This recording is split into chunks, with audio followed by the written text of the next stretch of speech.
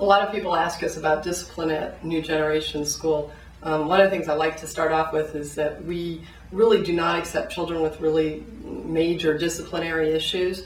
I'm not saying that a child who's had a couple of referrals couldn't come to the school, but we definitely try to look at what's causing the referrals. Truancy issues. Well, is it because the child can't really function and it's easier to cut class? Are they acting out in class and being the class clown because they don't want to admit that they can't read or they can't do the math, and it's easier to get sent to the principal's office than it is to admit that you need help? So we try to really understand what's the cause of the disciplinary issues. However, we don't take kids that have a lot of fights. We have a no fighting policy here. If you fight once, you get kicked out. As a result of that, we've really never had fights here. Our children like it here, so they don't want to leave here. If there's an issue between two kids where they're squabbling over something, it makes them a lot more willing to work out the differences. It makes them a lot more willing to forgive and forget. So it's just some of the stuff that we do. Another thing that I try to teach my staff are some 3 basic rules.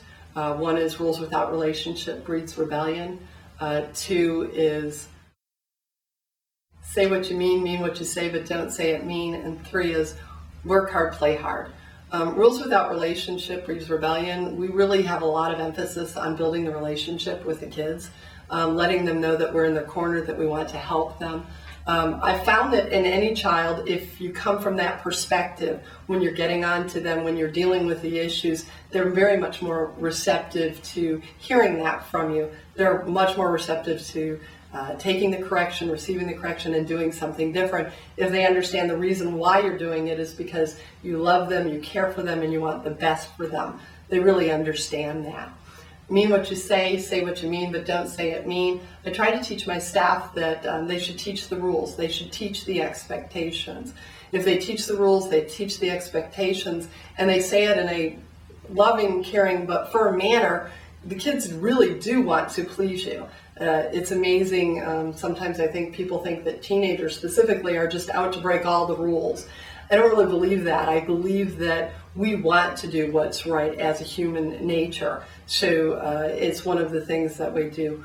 Work hard, play hard. That's my personal model. I want to get a t-shirt that says that because I work hard and I play hard.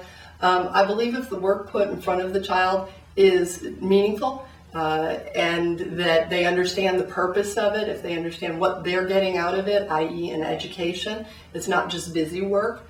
Also, if the work is met at their level, it's not too hard or not too low, okay, they will want to do the work and it'll just be something easier for them to do, and they'll go forward with it and they'll want to do it. Play hard though, we have a social time that we use. Our kids get 10 minutes in between class. Why?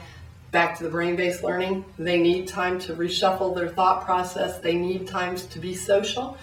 If the child is not able to comply in the classroom, then sometimes we take the break. It's very natural. It's very logical. If you didn't get your work done in class, then maybe you don't get that social time. So there's a lot of things that we do from a disciplinary standpoint that just makes sense. It makes sense to the kids. It makes sense to even what the research, when I talked about research and what we do, if you look at what the research says, if it's natural, if it's logical, it's going to be something they're going to adhere to. So that's some of what we do from the disciplinary standpoint.